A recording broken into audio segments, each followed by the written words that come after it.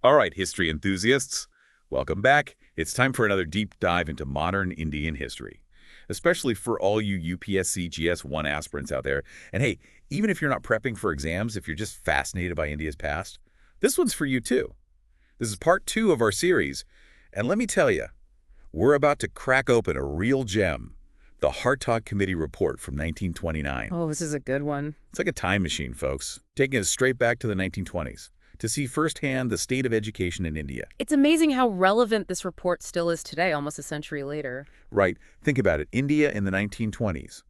A nation on the cusp of transformation education was seen as this powerful tool for progress. Right. For individuals and for the entire nation. But was the education system itself up to the task? That was the big question. That's exactly what the Hartog Committee set out to discover. They were tasked with taking the pulse of Indian education, and they didn't shy away from offering some bold suggestions. And what they found was fascinating. It was a system brimming with potential, but also wrestling with some pretty deep-rooted issues. A system bursting at the seams. Exactly. On one hand, you had this incredible thirst for education. People saw it as a pathway to a better life. But on the other hand, the system itself was struggling to keep up with this demand. So it's like everyone's trying to hop on the Education Express, but the tracks aren't quite ready to handle all the traffic. That's a great way to put it. So it paints a picture. What did the Hartog Committee actually find? What were some of the major roadblocks they uncovered?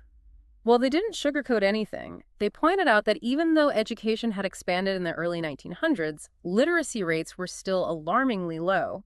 They called this the problem of wastage. Wastage. Basically, a lot of resources were being poured into education, but the returns just weren't matching the investment. And get this, they uncovered this statistic that's honestly pretty shocking. In 1925-26, only 18 out of every 100 students in Class 4 could actually read. 18 out of 100. Wow. That's a serious wake-up call right there. It's almost like the system was inadvertently contributing to a return to illiteracy. You know, it really highlights the urgent need to focus on quality, not just quantity, especially when it comes to primary education. So it wasn't just about getting kids into classrooms. It was about making sure those classrooms were actually preparing them for the future. Absolutely. The Hartog Committee believed that primary school was about much more than just the basics. It was about laying the foundation for a child's entire life. So what kind of solutions did they propose for this primary education predicament? Did they suggest any radical changes? Oh, they definitely weren't afraid to shake things up. One of their key recommendations was a more hands-on role for the government in primary education. More government involvement. Yeah, they felt that leaving it entirely to local authorities was leading to inconsistencies in quality. They also called for more school inspectors to make sure schools were meeting the standards. Kind of like quality control for education. Exactly. They wanted to ensure that all students were getting a fair shot, regardless of where they lived. That makes sense. But wouldn't more government involvement also mean more bureaucracy? Could it make it harder for individual schools to adapt to their own unique local needs? That's a valid concern, and it's a debate that's still going on today. But the Hartog Committee saw a stronger government role as a way to raise the bar and create a more level playing field. They were operating at a time when many primary schools were simply not delivering quality education. Right, so it was about finding that balance between standardization and local autonomy. Did they have any other interesting ideas for revamping primary education? Oh, they had a whole bunch. They proposed closing down poorly performing schools and using those resources for the ones that were doing well. And they also advocated for a minimum 4-year primary education cycle. They wanted to make it longer. They realized that a longer duration would give children more time to really grasp those fundamental skills. It's like they were saying, let's not rush the process. Let's give these kids the time and support they need to truly thrive. But wouldn't extending the primary cycle also place a bigger financial burden on families, especially those who were already struggling? That's a crucial point, and the committee definitely took that into consideration. They recommended a phased implementation so that access and affordability would go hand in hand. Remember, this was 1929. India was still under British rule, and resources were often stretched thin. Right, so the socioeconomic realities of the time definitely played a role. Yeah. It wasn't just about dreaming up ideal scenarios. It was about finding solutions that could actually work on the ground. Exactly. And speaking of practical solutions, the committee was really adamant about incorporating practical skills into the curriculum. Practical skills, like what? Things like basic carpentry weaving or agriculture. They envisioned these primary schools becoming hubs for village transformation, places where kids not only learned academic subjects, but also picked up skills that could directly benefit their families and communities. It's a fascinating idea. This integration of education with real-world skills, bridging the gap between the classroom and the community. Precisely. And they knew that teachers were the key to making this vision a reality. They stressed the need for qualified teachers offering better pay and working conditions to attract and retain talent. Investing in the educators, Yeah. recognizing them as the backbone of the system. Exactly. Improving the quality of teaching was seen as directly improving the quality of education. It's a simple equation, but one that often gets overlooked. It's so true. And speaking of overlooking, we've been so engrossed in primary education that we haven't even touched upon secondary education. What did the Hartog Committee have to say about that? Well, they noticed a familiar pattern. High failure rates in the matriculation exams, which meant students were stumbling on their path to higher education. So the challenges of primary education were casting a long shadow. It seems so. The system was losing talent at multiple stages, like a leaky pipeline. That's a great analogy. Mm. So what were the root causes of these high failure rates? Well, they found that the curriculum was often too rigid. Teaching methods relied too much on rote memorization. And there was a lack of options for students with different interests and talents. So it wasn't just about passing exams, it was about nurturing individual strengths and passions. Exactly. Did they have specific recommendations for addressing these issues? Oh, they had a bunch. Yeah. They suggested revising the curriculum, introducing public exams at the middle school level for earlier feedback, and integrating vocational and technical subjects to give students a taste of different career paths. Sounds like they were aiming for a more holistic and practical approach, preparing students not just for higher studies, but for the real world. Exactly. Creating a system that was responsive to the needs of students and a changing job market. And again, they emphasized the importance of well-trained and qualified teachers. So it's all about quality, relevance, and practicality, whether it's the curriculum, the teaching methods, or the support for teachers. The Hartog Committee really pushed for an education system that was both meaningful and impactful. You've got it. And their observations and recommendations for higher education follow a similar path. Higher education. Now that's a whole other chapter. I'm eager to hear what they had to say about that. But let's take a short break to gather our thoughts. Then we'll dive into their vision for transforming higher education in India. All right, welcome back, everyone. Ready to continue our journey through the Hartog Committee Report. Absolutely. Last time we left off with their observations on primary and secondary education. Now I'm really curious to hear what they had to say about higher education universities and colleges. Well, their insights on higher education are equally fascinating. They didn't hold back in their critique. They were quite sharp in their observations, especially about declining standards in many institutions. Declining standards. That's concerning. What did they attribute this to? Lack of resources, maybe? Or perhaps a mismatch between what was being taught and the needs of a rapidly changing world? They pointed to several factors. One was this trend of prioritizing quantity over quality. The number of colleges had increased, but the quality of education hadn't necessarily kept pace. So more colleges didn't necessarily mean better education. Right. They were concerned about overcrowded classrooms, inadequate facilities, and a sense that the pursuit of knowledge was getting lost in the race for degrees. It's like they were saying, hold on, are we building more colleges just for the sake of it? Or are we truly nurturing intellectual growth? Exactly. They felt that many universities were drifting from their core purpose.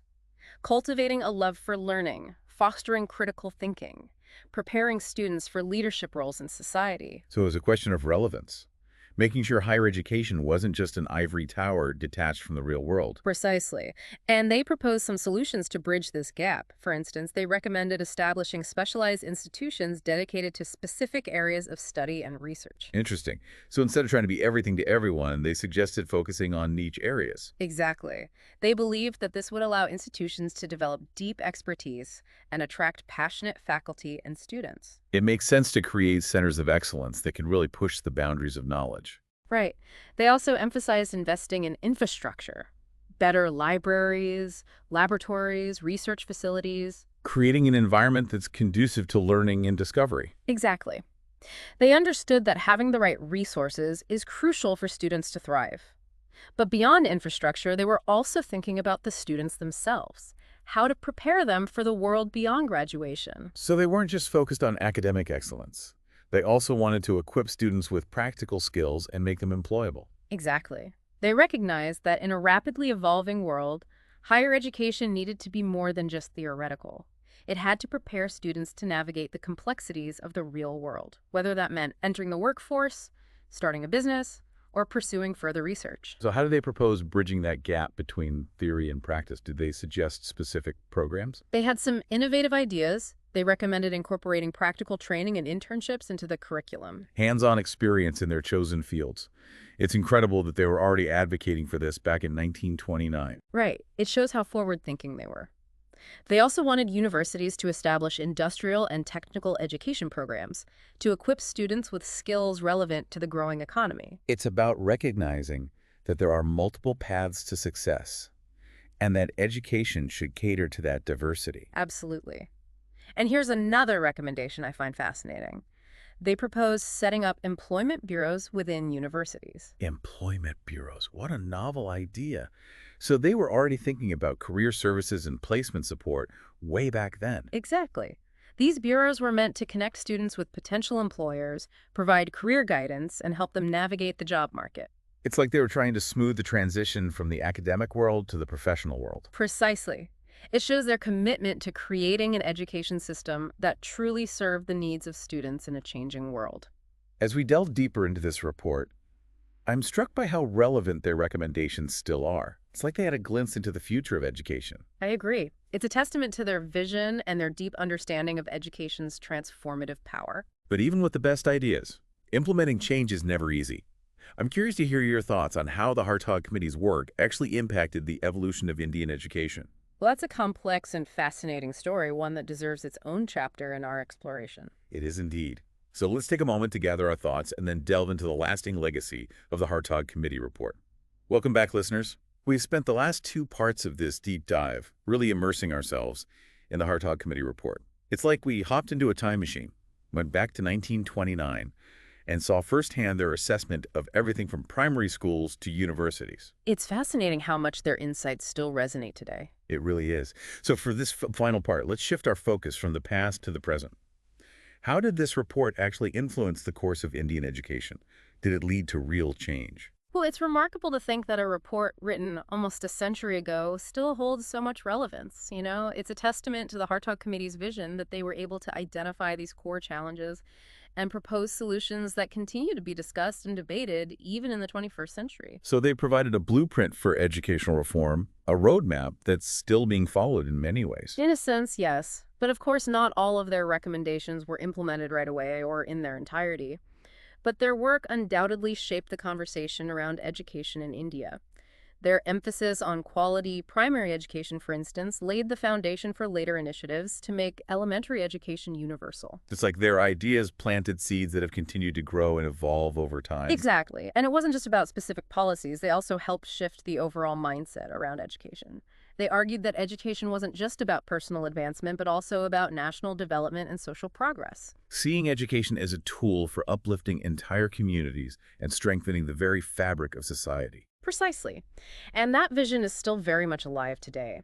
Think about current initiatives like Skill India, which aims to equip millions of young people with job-ready skills, or the growing focus on STEM education and digital literacy. These are all echoes of the Hartog Committee's belief in an education system that's relevant, practical, and geared towards empowering individuals and building a stronger nation. It's amazing to see that continuity, how ideas from the past continue to shape the present and the future. But let's be honest, even with all the progress we've made, India's education system still faces its share of challenges. Oh, absolutely. If the Hartog Committee were to visit India today, what do you think their reaction would be? I think they would be both impressed and concerned. They would be heartened by the progress made in expanding access to education, especially for girls in marginalized communities. The improvements in literacy rates would certainly be something to celebrate, but I also believe they would point to the persistent gaps in quality and outcomes across different regions and socioeconomic groups. So we've widened the bridge to education, but we still need to make it sturdier and more equitable. Exactly. They would likely urge us to address those fundamental challenges they identified all those years ago. Ensuring a well-trained and motivated teaching force, developing a curriculum that fosters curiosity and equips students with real-world skills, and creating a system that values critical thinking, creativity, and a genuine love for learning. It's a reminder that building a truly equitable and high-quality education system is a continuous journey. It requires constant effort, adaptation, and a willingness to learn from both our successes and our failures. Well said. And as we wrap up our exploration of the Hartog Committee Report, I want to leave our listeners with this thought. Each one of you, whether you're a UPSC aspirant, a student, or simply a lifelong learner, is a part of this ongoing story of Indian education. The choices you make, the paths you pursue, and the contributions you make to society will shape the future of education in India. That's a powerful message.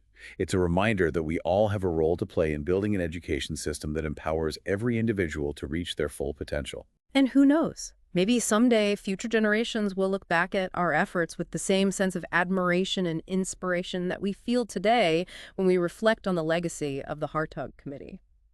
That's a wonderful thought to end on. A huge thank you to everyone who joined us on this journey through the history of Indian education. We hope you found it insightful and thought-provoking, and as always, we encourage you to continue exploring, learning, and engaging with these important topics. Don't forget to like, subscribe, and share this deep dive with anyone who might be interested. And be sure to tune in next time for another fascinating exploration. Until then, keep those minds curious and keep those conversations flowing.